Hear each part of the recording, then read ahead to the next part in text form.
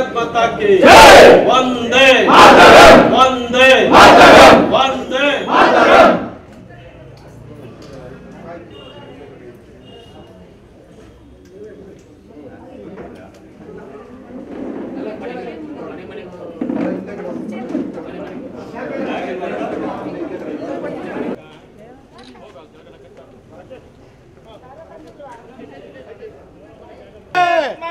भारत माता की जय वंदे वंदे भारत माता की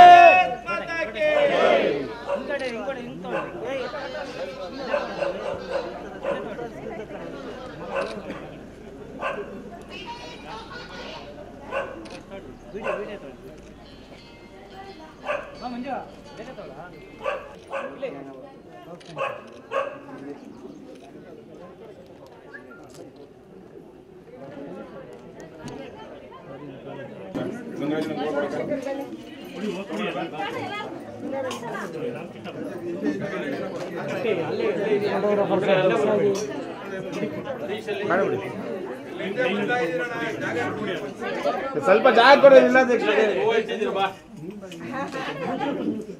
ಕಲ್ಗೆಟ್ಬಿಡಿ ಕಲ್ಗೆಟ್ಬಿಡಿ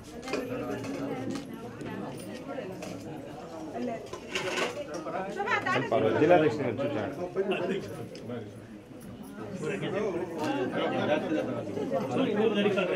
बोलो भारत माता की बोलो भारत माता की वंदे वंदे